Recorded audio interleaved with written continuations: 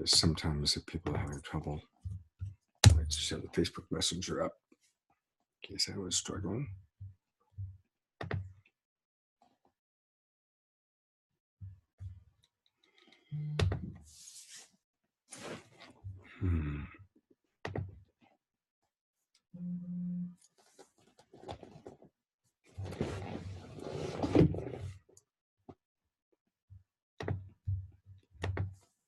Hello, Leah. Hello, Hi. Rob and Linda. Oh, and Happy Hi, Joy is guys. with us. Yay. We love Happy Joy. Are you guys cooking dinner, Linda? Nice. What's for dinner tonight? Chicken, green beans, and black bean sauce with some kind of funky quinoa, long grain, wild rice, something. I'm not sure. That's Some kind of grain. Nice. Okay. You know what? We're just getting a couple things set up, but thanks for showing up here on time.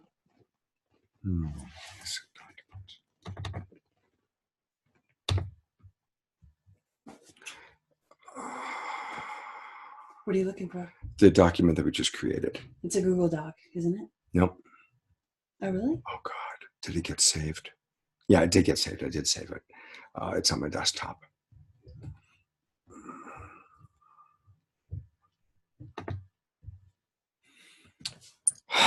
It's such a problem since I don't know how to do it this way.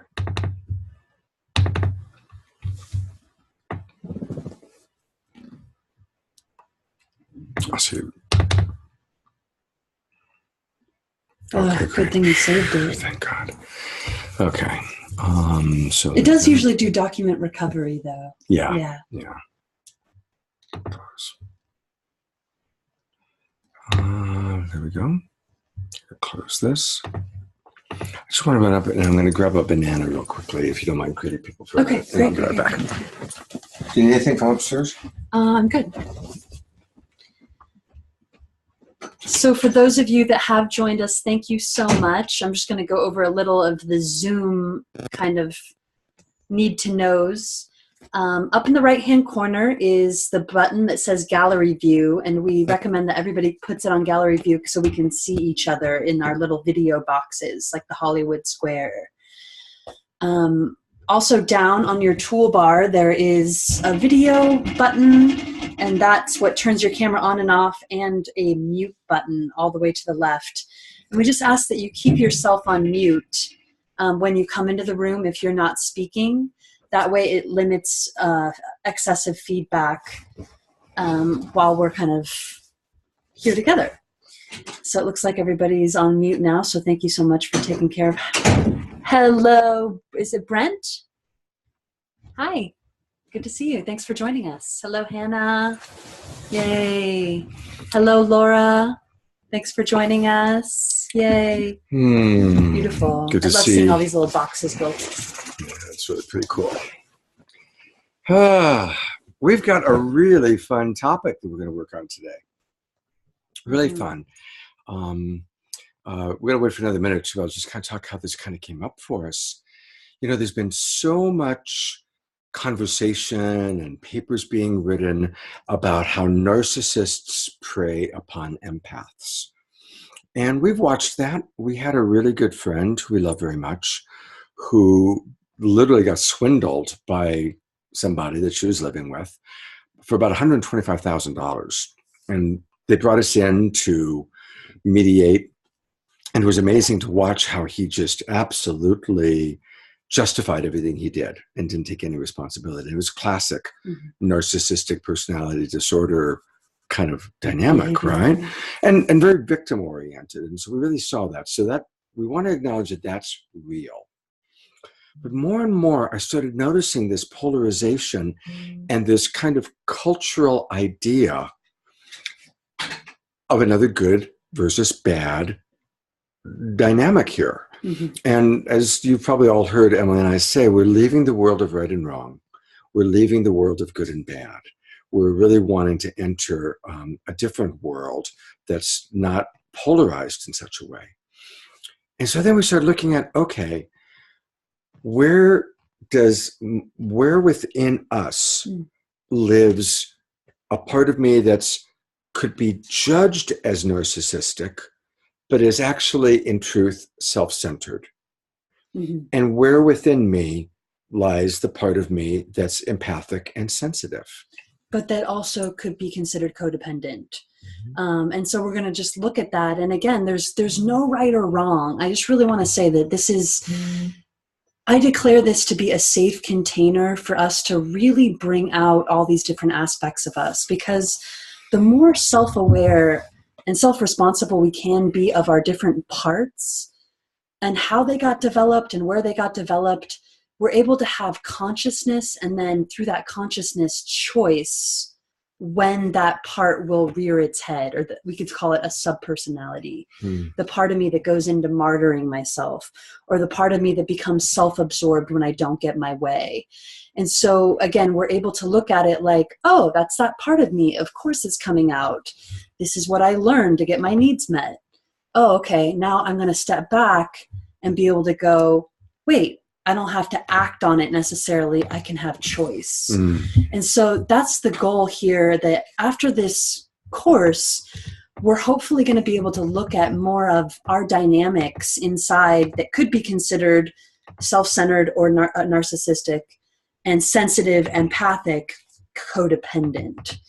And so again, that the more self-understanding we can have, usually the less judgmental we are of that outside of ourselves. So that's kind of like what we're going to be doing today. Yeah. How's that sound? How's that sound, guys? Yeah? Good? Okay. So, hello, Krishna. Hey, Krishna from Australia. Wonderful. I think I better turn on some lights. We have some lights here. So put some lights on. That's actually, okay.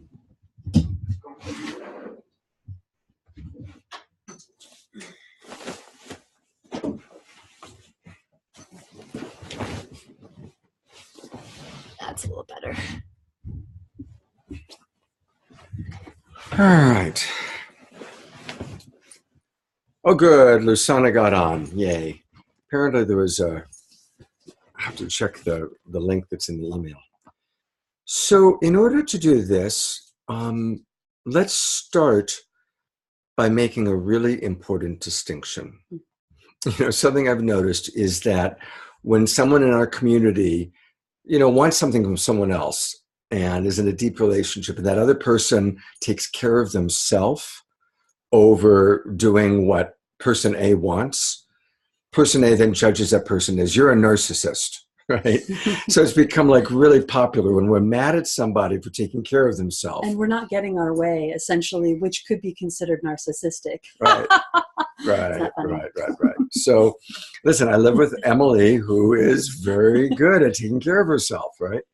So right off the bat, we want to start by acknowledging there's narcissistic personality disorder. That is a psychologically diagnosable disease.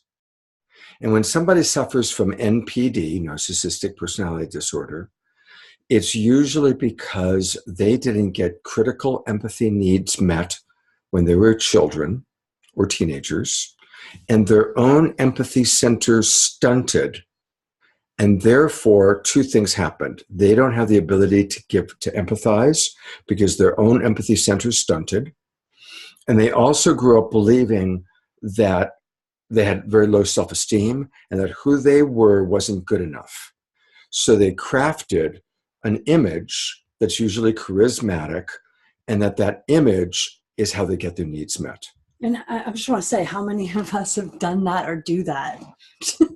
Claim it. Right. Like, how many of us put on a mask, to be loved when it might be not our truth? It's like, so we have these qualities, but it's just important to identify when someone, again, is like really severely on the spectrum of being really enmeshed, where they are so that they can't have this distinction of, again, kind of a subpersonality and then their centered self. Right.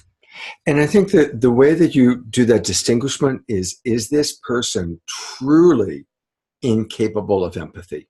Is this person so in their own world that they genuinely cannot empathize?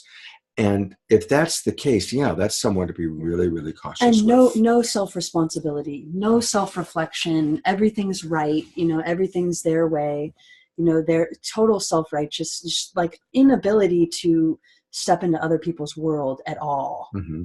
It's like really like to an extreme. Right.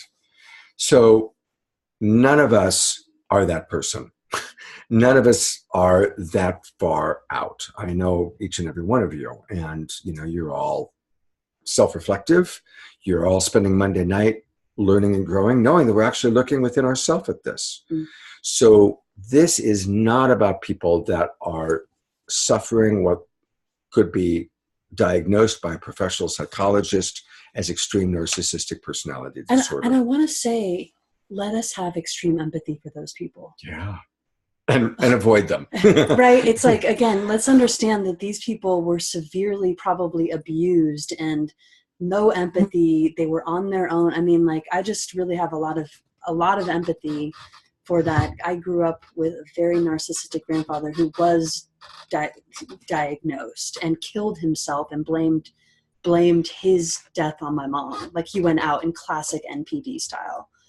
So again, it's like really understanding how to have boundaries with those people, but let's do our best to be able to hold empathy for the trauma that was inflicted on them that then they're just basically living out. Okay. So what we are looking at, and we're going to now change the languaging, is instead of the judgment of you're a narcissist, what we want to look at is that part of us that is self-centered. So we're going to change it from the judgment of being a narcissist into the quality of being self-centered. Okay? The behaviors of self-centered or self-absorbed, you would say. Right. Was that clear to everybody? And we're going to explore within us the dynamics of what works and is healthy about being self-centered or self-absorbed, and what's unhealthy. What are the attributes and what are the vulnerabilities? Likewise, what are the attributes of being highly sensitive, being an earth angel, being empathic, and what are the vulnerabilities that go along with that? Mm-hmm. Yeah. So what we're going to do is we're going to actually talk kind of candidly about ourselves and how we see ourselves in this. We're going to then open it up a little bit to the group and hear from you. And then we're going to have you go into dyads to kind of explore it with a partner. So and I want to acknowledge that Lusana, right off the bat, said, yeah, everything lives within us. So absolutely. And that's a big part of what we're really exploring today. Should I bring up the doc? Or do you want to talk about ourselves first? We've kind of talked about ourselves a lot. Maybe we should just get into the doc. Let's get into the doc. Okay. Laura. You're unmuted. Hi, guys. Hey. Well, first of all, I just want to call out real fast, just maximum grace for David. His daughters, were at the thing last night at the concert, and they're okay, but it was really scary. And So narcissist and empath. One of the things that I've learned the most about that is, like you guys have spoken about tonight, my empath part of me was all manipulative too on some levels. It was such a survival thing. So I feel so blessed to be in partnership with somebody who's really good at acting like a narcissist. Because it really helped me see the part of me that was like a manipulative sort of martyr empath. Mm-hmm. And it's such a beautiful thing for Dave and I both to wake up to these parts of us, these shadow, but they were survival stuff, and so I love how you opened up the class as well with there's no right or wrong, but it's really about integrating these shadow sides and learning to speak them healthier. Mm-hmm. And not making someone right or wrong, right? It's a win-win. Yeah. So I'm really excited about this class. Yeah. Beautiful. Thank you. Yeah, we could call, like, again, we just did the best that we knew how growing up, and we developed coping mechanisms, right, that worked for us back then, but that have life alienating strategies that don't work for us anymore. There's harmful consequences in ourselves that happen and in our relationships. And so that's what we're looking at. And again, being able to go, okay, how can I identify it and then have choice to be able to make a change? You know, I am going to actually bring up, because it was interesting, as we were exploring our own inner narcissists, mine came from a sense of how magnificent and celebrating me, and hers came from childhood wounding. I was born on Christmas Day, and my mother had a whole belief system about how Jesus came to her in a dream, and he told her that she was pregnant and she was going to have a baby boy, and he was going to be born on Christmas Sunday, and he was going to be a great leader of men. And I grew up with that mythology about myself. And he was born on Christmas Day. And I was born on Christmas Sunday, so he sure was enough. The Christ. So I was the Christ child. And I literally thought it was up to me to save the world. And so I had a very narcissistic view, a very self-centered view, because I'm here to save the world. Mm-hmm. So my self-centeredness came from adulation, and you could say even entitlement. Mm-hmm. Whereas yours... Well, I was going to say, but then the downfall of your inner empathic codependent is that you martyred yourself, because if it's up to me to save the world, then I need to do everything I can. Even if it's giving up myself over. So right. Those are, again, the two polarities, right? Of having both. Right. And with you? Well, I grew up in a lot of trauma, and I saved my mom's life at 5 years old. She had a big, massive seizure. It might have been drug induced. I don't know. There's a lot of denial still in my family. And I was very earth angel. And so I, again, couldn't change the trauma in my family, but I could take it on in my body, and I could fuse and take on that pain in my body to change the vibration. Most of it was subconscious. And then also just all the drugs that were around. Again, it was so normal for me to get other people drugs so that they could be okay, because if they were okay, then I knew I would be okay, because if they weren't okay, then who would take care of me? And then I'd be on my own and I might die. So that was kind of like a lot of my codependence. But then I also saw my mom get horribly abused and taken advantage of by her narcissistic father. So then there was this whole part of me that was like, grew up with really healthy boundaries in some ways, and went the other extreme and was like, oh, fuck you, you're not going to control me. And went into the part of me that's like, okay, I'm not going to do the codependence thing anymore. I'm going to just take care of myself. I'm going to get out of this trauma. I'm going to survive this. And went into like survivor, controller, hard boundaries, rigid boundaries, but also became kind of isolated and in my own world. Ooh, ooh. So there you have it. So what we're going to do, and we want to invite all of you maybe to grab a piece of paper and a pen, or open up a doc where you can take some notes or make mental notes. But we've created just a simple little doc of healthy attributes and vulnerabilities or challenges to each of these. And as we go through it, we just want you to kind of take note of it.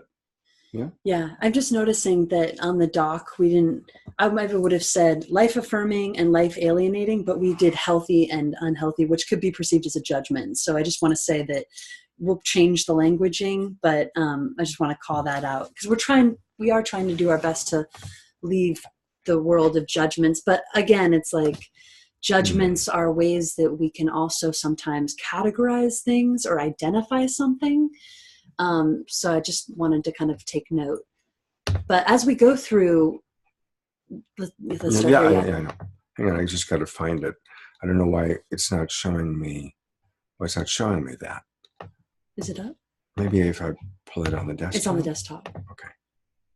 No, it's not. Hang on a sec. Hold on. Bear with us here. Go ahead and introduce while I try and figure this out, why it's not showing up.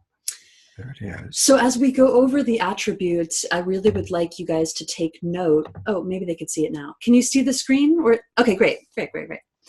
So take a pen or write down some of these healthy attributes that you relate to. Do I relate or am, and you could even maybe rate yourself. Mm-hmm. Like, do you want to give it a Likert scale? Sure, that's a good idea. That's a good idea.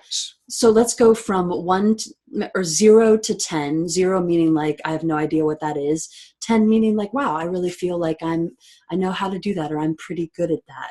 Mm-hmm. And it just gives you, again, the ability to be self-aware, self-reflective on how you relate to these concepts. So again, 0 to 10. And actually, I'd say 10 would be like, I'm masterful. I'm masterful. Yeah. So to what degree are you good at self-sourcing? And I'll ask the self-sourcing queen to describe what self-sourcing means. Being able to take really good care of yourself, especially when you're triggered, and being able to source your own needs from within. So talking to yourself, loving yourself, prayer, feeling your connection to source, feeling connected to the earth, having strategies to be able to quickly move through triggers and get back to your center. Those would be kind of attributes of self-sourcing. Cool. And the next one, of course, self-care. Now, self-care is, to what degree do you really make sure that you're eating well, exercising, getting enough rest, making yourself a priority? Yeah. One of our prayers that we do every day now, and there's kind of standard things we say in our prayers, you know, we start every day with a prayer, is may we find the right balance of care for others and self-care. Care for others and care for self. Another healthy attribute of self-centered thinking is just feeling whole and complete within oneself. Yeah, there's not this feeling of like I need something outside myself to feel good about myself, or something like the job or the person, and until I have that, I'm not going to feel fulfilled, which is really common, you know, for us to have that. And again, no right or wrong. You're just on a scale of 0 to 10. Some of you are going to have 2s and 3s. Some of you are going to have 8s and 9s and 10s. So just, you know, this is for you to just kind of explore. Healthy boundaries. Again, really being able to understand healthy boundaries are created by really knowing yourself, knowing your values, and specifically knowing your bottom lines. Like, what will I not put up with? How do I want to be treated? What are the ways I want to be talked to? What are the things that I want in my life? What are the things that I absolutely don't want or that aren't healthy for me? Having very clear distinctions about that, and then being able to clearly speak up to that. Next one is good self-esteem. You know, just genuinely loving yourself, genuinely feeling good about yourself. Feeling good about yourself. You look in the mirror. Yeah, exactly. You're a great catch, actually. Looking in the mirror and liking what you see. Yeah. And, confidence, same thing. I mean, empowerment, again, that comes with feeling empowered, feeling at choice. You know, I'm at choice in my life. I'm not a victim. It's kind of like the other side of victim thinking. Right? Really empowered responsibility. Like, I got this. Like, this is what I want. So now we're going to go into the negative attributes. Then let's come back and kind of check in with the group. How's that sound? Sounds great. Egocentric. You know, self-centered thinking can very easily fall into being egocentric. And Emily's asked me many times, kind of humbly, honey, am I a narcissist? And I've said, no, but you are egocentric. Yeah. You know, that kind of the world revolves around me. Also, often that egocentric thing is we filter everything through what we would do, how we think. Mm-hmm. We don't really drop into other people's world, but it's more like, well, I wouldn't do that, or the way I would handle that is, as opposed to just really dropping into another person's world. Mm-hmm. Filtering other people's issues in relation to our own issues. Like, I have that, and I've had to really work like, okay, there's my understanding of my own issue. And for me, it's like, I really want to step in and understand, how does that specifically work for you? Mm-hmm. What's the specific issue, so that it's not me projecting onto them. Right. A negative attribute of self-centered thinking is being stuck in your own world. Just kind of like, again, just not being able to drop into another person's world, which then leads to being closed-minded, self-righteous, and judgmental of others. Lack of empathy, definitely when we're in that, self-centered narcissist thing. I'm right, you're wrong, I don't care, it doesn't matter, right? Again, I would just say the word that comes up is rigidity. So unwilling to create win-wins. So there's I'm clear about the way I want it, and this is the way it's going to be. And if you're not okay with it, then this just isn't going to work. That's really, again, there's not this unwillingness to be able to go, okay, this is what I need. I'm curious about what you need. How can we work together to really get both of our needs met? There's that flexibility. There's the fluidity. And again, it comes again to the next one is, again, hard and rigid boundaries, kind of like closed off, me-centered thinking. This is the way I want it. This is the way it is. Yeah. And then often getting isolated, which leads to isolation, right? Yeah. So I'm going to kind of come back to all of you. And, oh, good. I'm glad to see you guys are writing, taking notes. And we're going to actually break people up into dyads, right? Is that? But we'll have a few group shares. But we still have to, we'll do group shares, and then we got to do the healthy and life-affirming, life-alienating of... okay, I was thinking we could do dyads there, come back, and then do that. Do that? Yeah. Okay, great. Cool. That's a good idea. So then let's open it up to any group shares. Who would like to kind of share what's come up for you as we went through that list? Anybody want to share? Maybe an aha, or it could be maybe a celebration or a vulnerable self-reflection. Like, wow, I really recognized as I self-reflect, I'm low in this area. So anybody wants to celebrate a 9 or a 10, or anybody who wants to acknowledge or mourn a 3 or less? Anybody? Oh my gosh, don't be shy. Rob, Linda, Laura, Krishna. Laura, okay. Oh, and Happy Joy. So we're going to go to Happy Joy and then to Laura, because Laura's eating. Am I good? Can you hear me? We can hear you. Not only can we hear you, cool. The spotlight is on you. Blah, blah, blah. Okay. So I noticed something in myself, which I'm actually quite humble to say, since I'm not perfect, is egocentric. Sometimes I have the intention to love people with my perception of loving awareness and offering people solutions. And because I see solutions everywhere to what I believe disempowering programs are. And I think that can turn into the egocentric of my solutions are everything, and this is like the best loving way of highest vibrational frequencies. And it reminds me that I'm not everybody's angel or everybody's go-to yes. And it brings me back to being humble and just taking a reality check. Oh, what a awesome. Wonderful share. So absolutely. Yay. Yeah, it's a huge one, especially, in the new thought, all of the people that are coaches or healers or that want to make the world a better place is, again, being able to have our perspective, but recognize because it's worked for us or what we've seen works isn't necessarily something that will work for another, and we can impose it onto people often, Right. May I say one more thing real quick about that? It just, absolutely. Just sparked something that I try to become aware of these things, and I always recheck with myself after I say everything I say. I'm like, is that loving? Is that really what I wanted to say?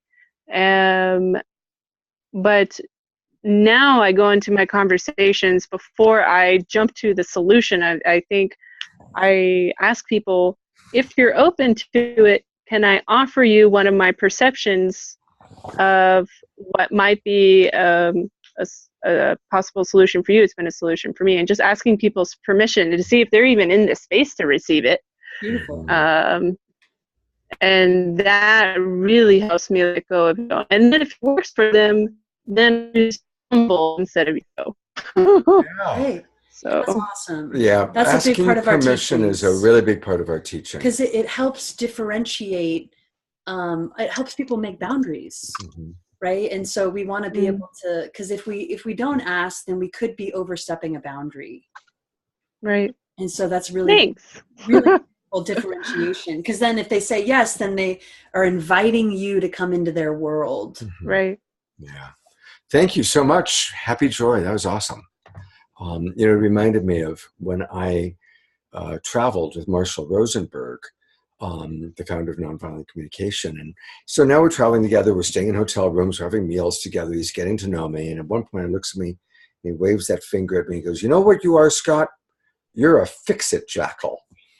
And I was like, oh my God. It was like, so, but he was absolutely accurate. I had that same thing where the Messiah complex wanted to come in and fix people. And even within that, there's a judgmental element, an evaluative element that, again, I somehow know what's best for somebody else. So when I met you, I perceived that you went really quickly to give people reassurance. Or when people are uncomfortable, you want to make it better immediately through reassurance. And that could be, again, that's a form of fixing rather than being able to drop into other people's world and really hear their pain. And again, then asking them what they need and helping them to see if that's what they want. Yeah. Anybody else have a share before we break people up into dyads? I need somebody. Laura. Oh, Laura, yeah, right. Yeah. And while Laura talks, I'm going to get the dyads ready. Okay. Hi, guys. So, Emily, when you were talking about self-sourcing, that's the hardest part for me is that escalation of, I think it's a deep fear that starts coming over me when I'm making a request.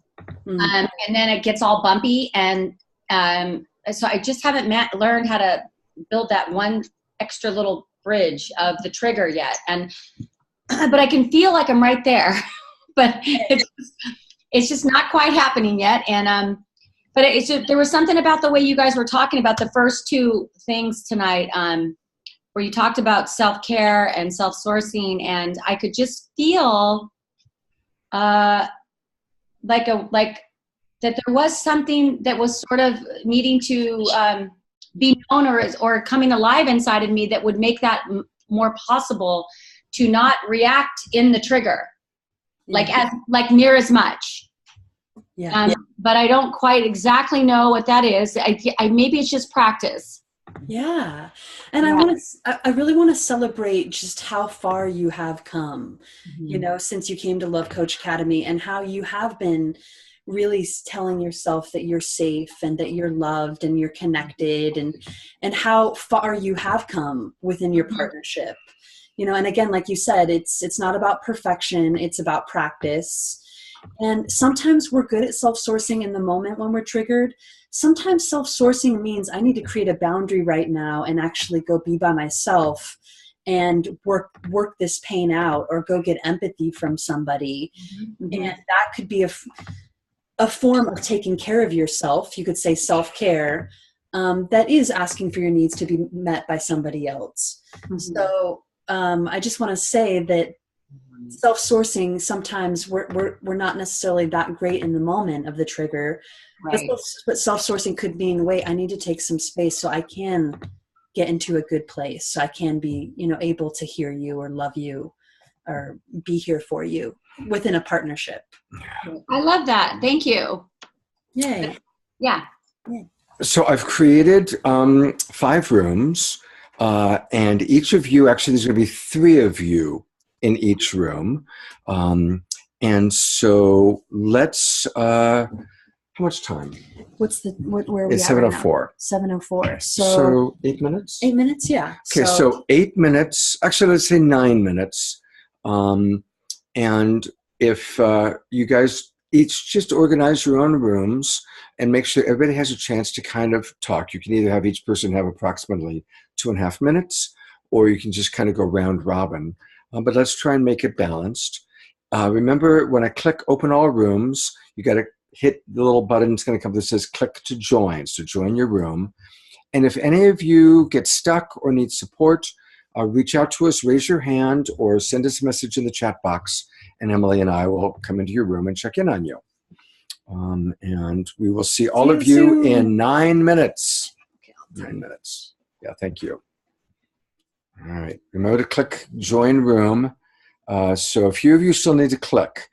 Anna, Laura, Kate, Terry, you still need to click join room. Okay, most of you have still. Terry, Kate, and Laura, you all need to click join room. Kate, got to click it. Laura, there you go. All right, so that just leaves Kate.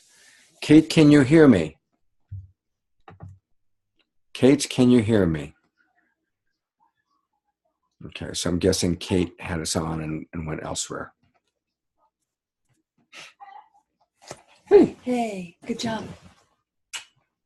You're such an amazing partner. I am. Oh my God, you're just the best, Emily. You're so smart. I'm wondering if you could just kind of. Yeah. Let me see. So get on. Yeah, I can do better like this. Yeah. Do you have enough room? Starting to kind of Here, let me move this pillow. Then I can move back more.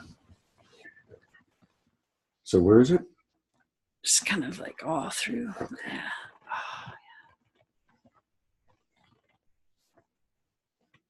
Oh, can you press pause? Pause. How do you do that? Because otherwise, this is all How do you being do- recorded. Let me see. I was talking with Brent, and we were chatting about, our families and our friends, and a lot of these attributes, whether labeled healthy or unhealthy. What is the source of these attributes within ourselves? Where does the root deeply lie? And a lot of it can be our family, our friends, or whatever environment we were raised in, or whatever environment we're in the present moment. Mm-hmm. So it gives us so much opportunity to reevaluate the things that we surround ourselves with. And just super grateful for both of us being open and vulnerable. It's so beautiful. Yeah, nice. That's really great. Thank you. Yeah, it's so beautiful to be able to talk about this in a safe way, with other people that are really genuinely wanting to be open to looking at these parts of themselves. Yeah. That's great. Yeah. Thank you, Brent. Good job. Anybody else have anything they'd like to share? Oh, great. Rob and Linda. And then Leah. Rob and Linda, you're up. Yeah, we focused actually our entire time on pretty much one of the 12 items on that list. And I think what came up for me as well as Luzanna is I found myself on the second half of the list, the negative one. I found myself rating myself not so much on my willingness, but my ability. And I just find that, trying to get myself out of some of these bad habits, if you like, takes a lot of work and a lot of recognition, and in some cases help from lovely people who help point out, what I can do to improve. And I found that, especially unwilling to make win-wins was something that frustrates me, not because I'm unwilling, but just because I think there's some challenges there. And one of Linda's comments was really good. She said that if you score yourself low in the confidence and empowerment department, there's a good chance that you're also going to struggle to find win-wins, because you might be challenged to believe that's possible or that you can do it. Good insight, Linda. Beautiful. I love how you're using both lists to kind of find that correlation. Mm-hmm. It's awesome. Love Coach Linda rocks it. I just want to say it's really humbling. I mean, even today, there was a part of me that went into justification around Scott and why things are not getting cleaned up around the house. And I said, again, you're procrastinating. And then he goes, and it doesn't help me when you use that word. And it's like, well, you've even owned that in yourself. And then I go into an entitlement of look, I've done the nice thing already. And so I'm really fed up, and I'm just going to start calling it like it is, so I'm going into this side of entitled, judgmental, like, look, I'm going to put a fire under your ass. This is the way it is kind of behavior. And Scott was really just like pointing out like, whoa, that's not going to help me like feel motivated or inspired to actually clean up the stuff. And so I really was like, I zipped up my mouth. I'm like, fuck, I still don't want to hear this. I want to be right. And then I had to like really like calm down and recognize, okay, do I want to choose connection and harmony and, you know, what my partner needs, or do I want to stay in this sort of like self-centered judgmental space? And it was a choice, you know, but it takes work, you know, and like just that happened today. So it's a work in progress. Well, thank you for owning that. Thank you. And I have been procrastinating on it. And, you know, I also know that she's my muse and my inspiration. So I wanted her to know what can inspire me, as opposed to when I feel criticized, I'm just going to go into paralysis or overwhelm or shut down. All right. Anybody else? Oh, I think somebody else, Leah, raised her hand. Leah, you're up. We were talking about being on the side of the spectrum where we're so flexible and so willing to create the win-win that we can lose our own values and our own ability for self-sourcing in that process. So, and I think all of us were kind of more that way than on the narcissistic part of the scale. Mm-hmm. Although what I notice about myself is that when I'm up against, someone who I judge as a bulldozer, who that they have to have it their way and they have to win, that, I just let them bulldoze me and I just go into like a total retreat mode. And then I hold a secret resentment of like, I am going to, shut them. I am going to protect myself from them. And when they call, I'm not answering. And so I still find myself getting very triggered. Like then we were saying how when Anna and Caraway were they were visiting each other, how easy it was for them to practice because they were with the like-minded people who had these tools. And so I guess it's a constant, and I think we've talked about this before, that, what do we do with the muggles of the world who don't have these tools, and how do we navigate with them? And I'm still really trying to, definitely need more coaching around that. Boy, well, regarding the muggles, first off, notice that within that, there is a perception of being better than. I'm more sensitive, I'm more empathic, I'm more connected, I'm more something. They're a muggle and I'm a wizard. Which you could be seeing as egocentric or self-centered. So bam. Right, there it is. That's why we do this, right? And listen, I absolutely all my life have perceived myself to be better than the majority of people. I've always thought I was smarter, wiser, more spiritual, more conscious than the muggles or the plebeians or whatever you want to call them. I remember a wonderful moment with my wife before she passed away. We're in Thailand. We're at this amazing resort. We're on this incredible retreat and we're sipping our Thai coconuts. And the truth comes out in this incredible place of safety. What emerges is that we both acknowledged that we thought we were smarter than the other one. Right? And it was this great moment where I was shocked that Suchi really thought she was smarter than me, because I've always known I was smarter than her. And she was equally confident that she was smarter than me. And it was just like this great moment of, wow, isn't it funny how we can carry this sense of superiority, right? Yeah. Krishy, our dog is excited. So I'm noticing that a couple of people asked what Emily could have said that would inspire me. And so I will respond to that.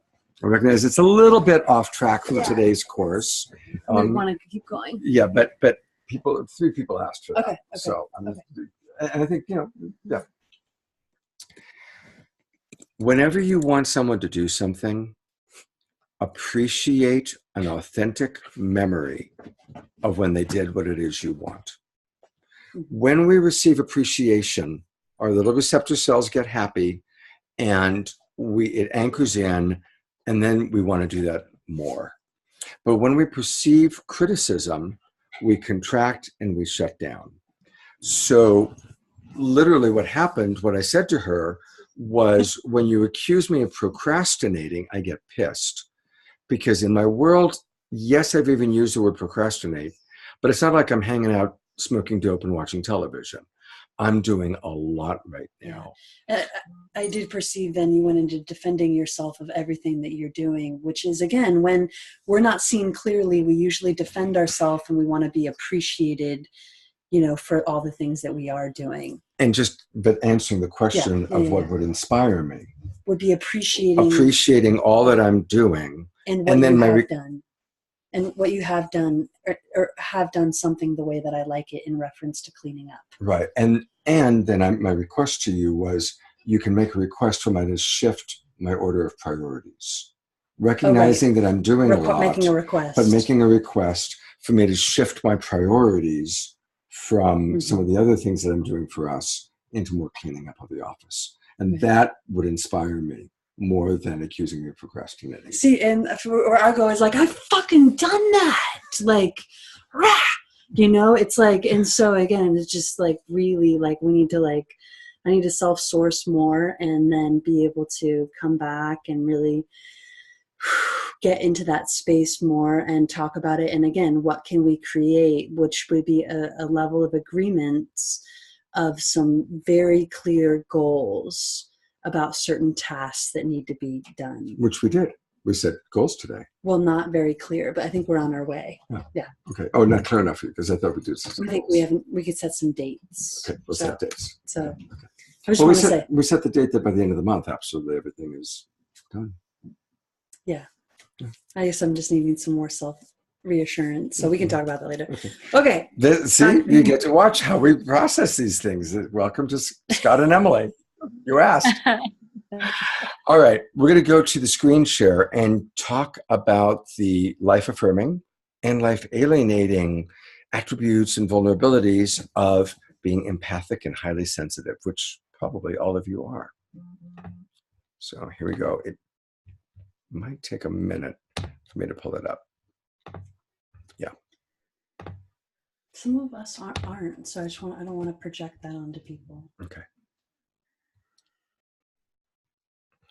So I want to open this up. And do you want to start? Good. So in terms of the life-affirming attributes of perceiving yourself as being sensitive, empathic, boy, right off the bat, just this incredible care and consideration of other people, specifically other people's feelings and other people's needs. High level of empathy, high level of really attuning to what's in the field, the frequency that's in the field, and getting close to it, being able to go, wow, I really can sense that person's going through, grief right now. I can feel them contracting. I can feel their body going into a small place, and they're hovering their heart, or they're closing their heart to protect themselves. I can feel that. Or whatever is in the field. And also a high level of empathy of just being able to attune to whatever it is, even someone's joy, or when something feels really, like a uplifting energy. So empathy isn't just necessarily connected to uncomfortable feelings. Yeah, absolutely. And a reminder, score yourselves on these. Where do you stand? Again, on a scale of 0 to 10, 0, what is empathy? 10, masterful at empathy. And where do you stand on the scale of 0 to 10 with these? I think that another attribute, and we've talked a lot about earth angels. We're actually doing support calls for earth angels. And earth angels are also usually highly sensitive, empathic beings, is this profound desire to contribute to others and to contribute to the world. And again, Marshall Rosenberg, always said that one of the greatest joys in life is contributing to the well-being of others. And certainly when we do feel that we're contributing to the world, we feel fulfilled. Yeah. It's a wonderful Purpose, feeling. fulfilling our purpose, our divine dharma. Yeah. Intuitive and connected to our inner self, our knowing, really trusting that voice inside of ourself that goes, oh wow, I just had a message come through. This is what's coming through my body, or this is what's coming through my psyche. Really kind of like at that inner attunement, a high level of intuition, or you could say listening, And guidance. Guidance. And then also just connected to source, spirit, whatever that means to you, whatever source means to you, whatever God means to you, whatever spirit means to you. And also connected to nature, just really feeling, I know people that are highly sensitive that see angels, they see fairies. I had a friend named Aquariana who we would be in nature together, and she would absolutely be talking to the fairies that she could see. And it was amazing to watch her talking to fairies. So some pretty cool life-affirming attributes. Some of the life-negating attributes of being sensitive or empathic. Unhealthy codependent enmeshment. You see this kind of a lot too with, because I'm feeling this, or because this is the intuition that's coming through, then we project that out onto other people. Codependence is certainly a buzzword. And so that's where we want to say, we're all a little bit codependent, but we're wanting to learn how to be interdependent, recognizing that we do have an impact on each other. So that's where we call it unhealthy codependent enmeshment. He provides drugs and she provides sex. She provides empathy and he provides money. But then within it, there's actually an enabling of unhealthy choices or unhealthy boundaries or unhealthy behaviors, right? Or just, habits of, again, like stepping outside of your integrity to, again, please someone or make them happy, but it's not within your integrity to do that. And so then you kind of enable that which isn't in your truth for wanting to be a good guy or a good woman or likable, but then you have resentment. That could be an unhealthy codependent enmeshment dynamic. So again, it's really wrapped around, again, poor boundaries. And I did that could touch on people pleasing as well. Right. Becoming a martyr is probably, I think, the biggest one, because there's such a desire to contribute. But then again, if there's not the self-care, if there's not that balance of self-care, then the desire to care for others becomes so overwhelming. And the world is such a big place and so many people are in need that next thing you know, you're martyring yourself. And you can be martyring yourself to the world or martyring yourself to just one single person. I've watched people that are highly sensitive that are involved in relationship with people that are addicts martyr themselves trying to take care of the addict. Yeah. And then recognizing, in their world, they're, loving, doing the right thing, trying to save. And yet when they start really doing their recovery work, they start to realize, holy shit, I've actually enabled that. I did that. I actually helped create the very thing that I was so in my world trying to fix or make better. I did that. I was in a relationship that ended 16 years ago with an addict. And in my mind, I was trying to rescue her. But now with distance and looking back, I actually see how I enabled it. And it's painful to acknowledge that. It's like the big recovery work in codependency. Yeah. People pleasing, again, we touched on that. Often doing, saying things because we want to be loved or liked, or that approval wound. We want to appease that approval wound. And so we give ourselves away, or we don't stay true to our actual values. And then we can harbor resentment or feel anger. Because again, it's a sense of unhealthy boundaries. Yeah, this next one I want you to talk about, because you did that so much as a child, taking on other people's pain. Yeah. Again, just that this feeling of being able to just feel empathy and feel other people's pain, but then they were unwilling to address it or be connected to it. Or I even brought it up and there was so much denial. There was some gaslighting going on. And so there was this kind of this inability to feel like my world was validated. And so what happened is I just was like, okay, well, if they're not going to feel it, then I can feel everything. And so I'm just going to take it on. So I've had a lot of body pain, and I still do. So a lot of that has been this subconscious contract of like taking on other people's pain because of their inability to feel it, address it, their denial, but I can feel it. So, okay, that's the way it's like I guess a really unconscious way of transmuting energy. Yeah. And then taking on the world's pain. And I want to talk about that for a minute because it's really going on right now with hurricanes and earthquakes, the Las Vegas shooting. And because of the media, it's so visual, we're able to watch footage of villages being destroyed in the Caribbean and buildings toppling in Mexico and people running for their lives as people around them are getting shot. I mean, we all are seeing these visuals. And so, again, it's pretty easy to just feel the world's pain because it's so in our face. So I think that's, a real challenge that highly sensitive empathic people face. I want to say, too, taking on other people's pain as your responsibility could be like a caretaker attribute or a fix-it attribute. Like, so I see somebody else in an uncomfortable feeling, and it's up to me to change it or fix it or make it better. So you could see that as like a fix-it behavior as well. Yeah. So we're going to break you up into dyads in a minute, but just would love to open it up. If anybody had an aha or something that you'd like to reflect to the group or reflect to us as you looked at this list and as you kind of imagined where you stand with it. Anybody have anything they'd like to share? How about Rebecca and then Lusana. You're up, Rebecca. Hi. I just wanted to speak up, and it seems like the major theme for a person with this polarity is an identification with the outside world. It's like their feelers get turned out. They're more empathic to the outer environment than they are to their own inner world. There's a confusion. Yeah. The overriding theme. It's been my theme. Yeah, absolutely. So thank you for sharing that. And I'm going to read, Anne wrote, the impulse is to just reach out and help in some way.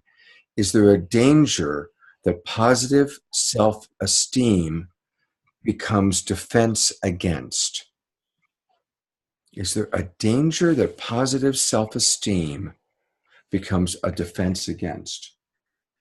I would need to find more clarification about what she means by that. Yeah. But yeah, that's a really good, it's a really good distinction because often... Sorry, I'm a defense against contributing. Oh, a defense against contributing to... Okay. Supporting people in disasters or, in immediate crisis.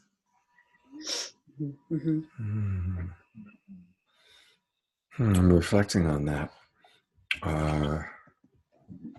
Boy, it's a tricky one because we do want to contribute to the well-being of others, but then we also need to find our balance. We need to find how much do I have to give? One of the things Emily and I teach quite often is getting in touch with what we call our empathy well, or our well, how full is our well? How much do we have to give? And if our well is empty, then we're martyring ourselves. Yeah. Or again, like looking at to what degree am I doing this because it's the thing that would be the right thing or the nice thing or that would give me value. And so my currency of my self-worth is connected to helping you. And again, there's no right or wrong, but we want to be able to differentiate a healthy sense of self-esteem that we hopefully have cultivated within ourselves, regardless of depending on that contribution to others to feel that in ourselves. I'm unmuting your audio, Lusana. Thanks. So for me, what came up, having been in the process of a recovering people pleaser, codependent, pain transformer, pain taker in for others so that they can feel good, et cetera, et cetera, et cetera. So boundaries are my issue. Balance is a lesson. And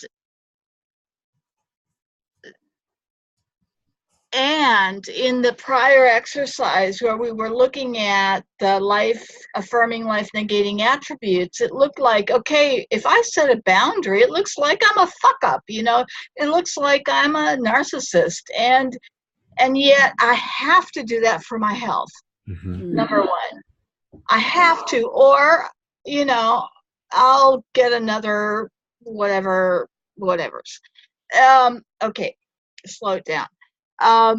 So for me, the importance of this is learning that balance, that boundary, that, okay, so where is the people-pleasing, codependence, negative codependency, martyrdom, victim mode, versus where am I strong enough? Where is my well full enough? This is what I want to learn. Absolutely. And that's, thank you, because that's the whole intention for this class. The whole intention is for us to point out the attributes and the vulnerabilities and recognize that it's not good to be highly sensitive and bad to be self-centered, but that there's actually that balance of self-care and care for others. Mm-hmm. And so that's why looking at the attributes, seeing where you're strong, seeing where you're weak, then where do I need to balance out?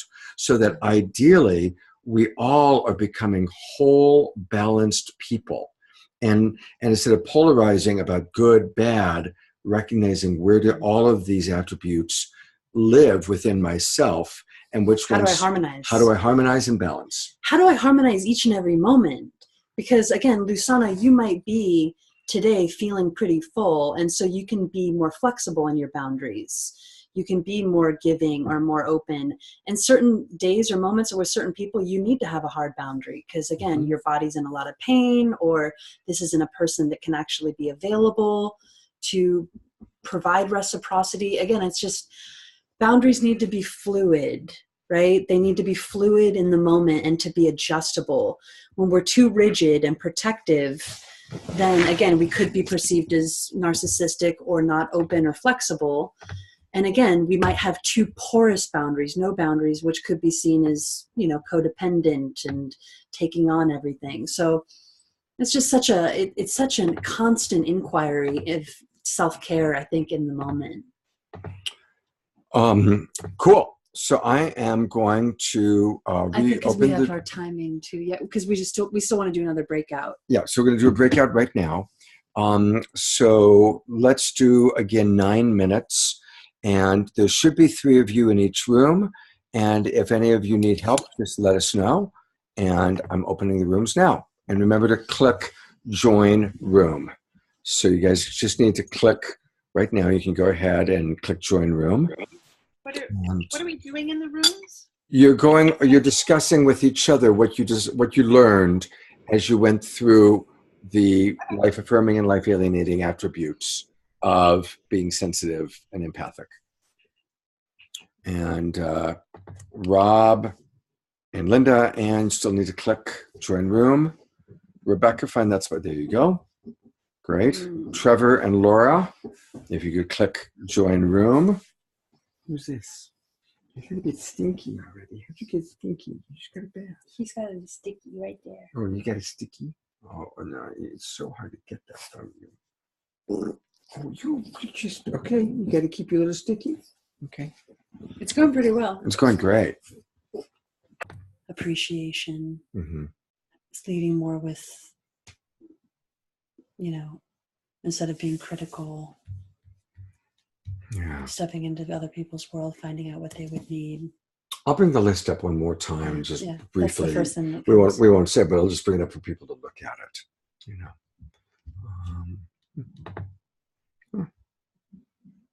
Boy, people are not coming back so quick.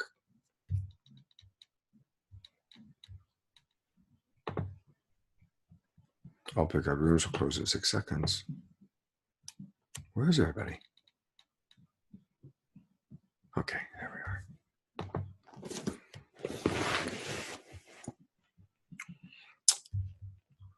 Welcome back, everybody.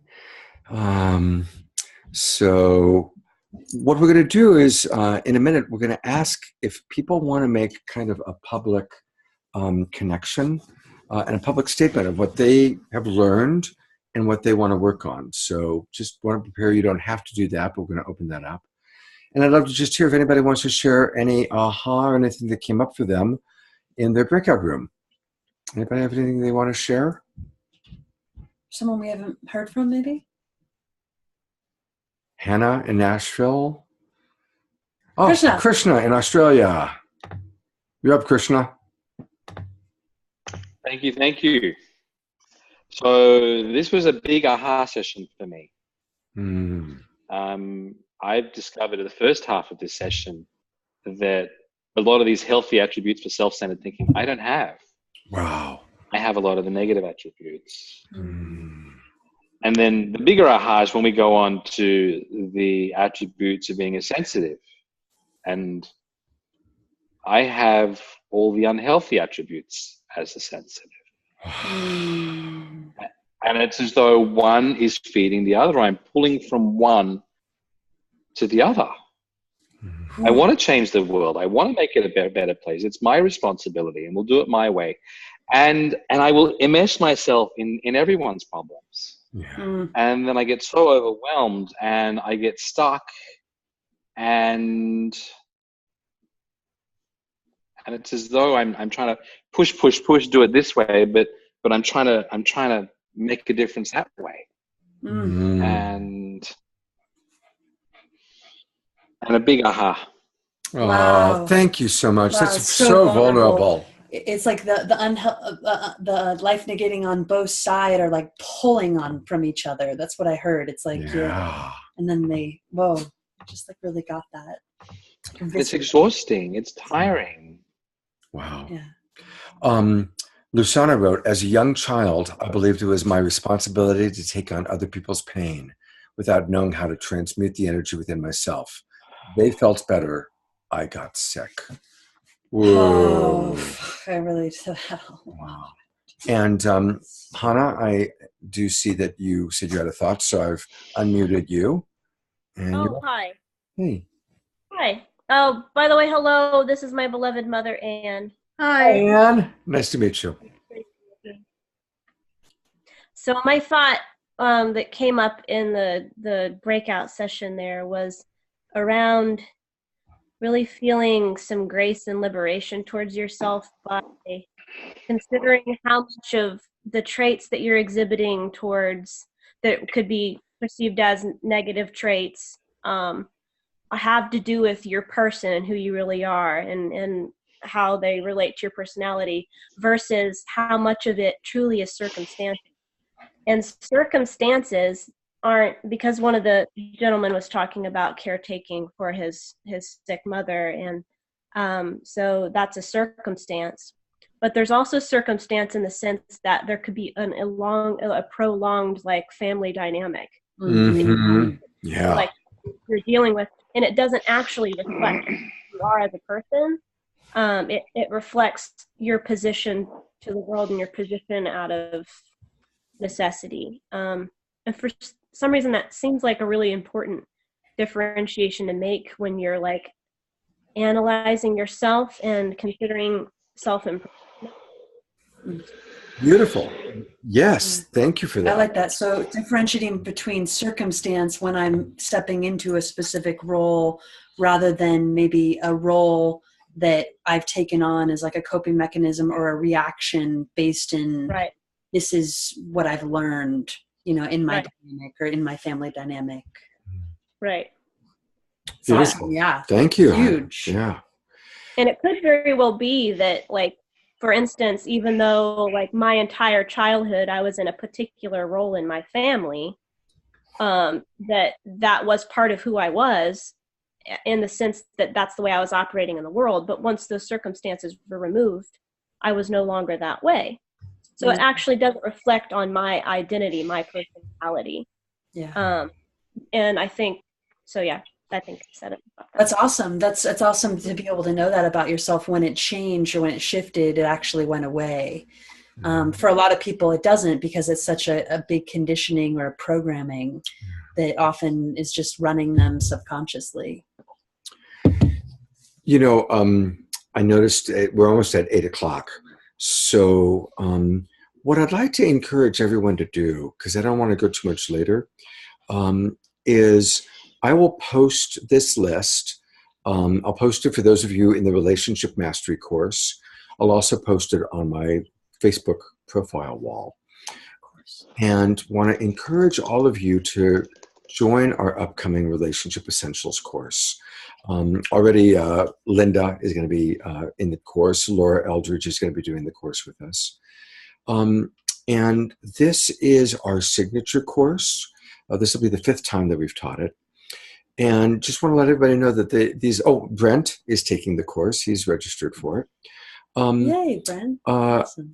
Our Monday night classes are only going to be open to the public for 2 more weeks.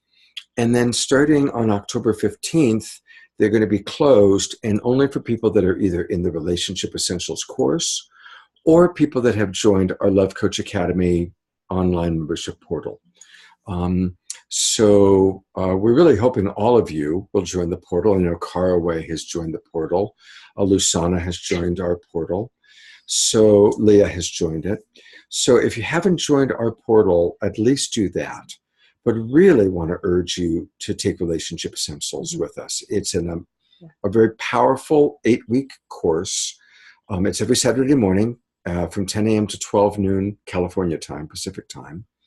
And then the course will be directly connected to what we're doing on Monday nights. So there's the Saturday morning course, and then the Monday night practice group will be directly related to what we were working on and what we're learning. Yeah, and when you join the course, you get a lifetime membership into our portal, which is like an awesome value. And it's amazing. Like we come and we practice here on these Monday night courses, but if you take a journey with us, like with an intentful group that's ready to do a deep dive into learning these tools, they build on each other, and we grow really close, and we go deep, and we have a private Facebook group in which we're sharing our transformations, and we're growing together. It's just like, it's incredible, the transformation that happens. And people, I mean, Laura can share, she's done Relationship Essentials and Relationship Mastery. That's our advanced course. And do you want to share any, like a testimonial? Because you've had a lot of transformation. Yeah, it's so funny that you're saying this, because I was just writing a whole thing in the chat box about how much it has, not only has it, and I know I'm being dramatic, you guys, but there's something about the radical empathy that happens in a group of true vulnerability. And Scott and Emily have this ability, because they're so vulnerable with us and especially each other, that it creates this amazing space where you can just transform during the 8-week course. And all you have to do is show up and just stay in the room. Like, you don't even have to do that much. It's just like this magic fairy dust, speaking of fairies, that just sort of transmutes. And it's given me a life in a way that I never thought I could have had before. And it saved my relationship. But I wanted to talk about myself first, because it's really helped me more than anything, no matter what happens in my relationship. But it's transformed my relationship with my beloved. And actually, everybody I come into contact with, all of my clients, it's just, I can't even tell you how much this group helps. And I deeply think it's because of, the main thing is when you join it and you feel the radical empathy of other humans willing to be vulnerable in a community, a shared community and a shared experience. There's something irreplaceable about that to the human well-being and integration of our psyches. Thank Beautiful. You so much, Thank you. We have put up the website. It's relationshipessentials.org. And, you know, I do want to say that Scott and I have actually created payment plans on there. And so we're making the course, you know, available not just with like a one-time payment, but there's like 3 payment options. There's options to get our coaching half price, which we give to people that come onto the course, which is an amazing way to also get some private coaching specifically catered to using the tools that we're learning and how it relates to your specific process. Rebecca, who joined us, she and her husband took the course, and they bought the coaching package. And it's worked out really well. They took the course, and then we've been doing coaching along the way. So if you go to relationshipessentials.org, it describes the course in great detail. And as Emily said, it gives you a lot of options. You can pay, all at once, and you save money by doing that. You get a nice discount. Or you can do the payment plan, and you can also get coaching with us. So please do join our course. And also, too, awesome. This is probably our last time teaching the course. We're going to have other love coaches be teaching the course, so you're not going to get Scott and Emily, because we're you'll building. You'll get us this time if you do it this time, right, but not next year. Probably not next year, because we're becoming busy, and we're wanting to build our academy. So, again, things are changing, and so if you want to come on and get our expertise, our wisdom, join this 8-week journey, because we're really excited. Yep, and it's going to be powerful. We'll go deep with you. So. Thank you, everybody. It's good to see you. Was this a good class? You guys get good stuff out of it? Yeah? Good? Yeah. I'm asking for twinkling. I'm asking for a little bit of love. It's true. It's true. Yeah, I'm for reassurance. I'm a theatrical guy, so I love that applause. So thank you, everybody. Yeah. People up. Bye, guys. See you soon. Relationshipessentials.org. Go check it out. Okay. Take care, everybody.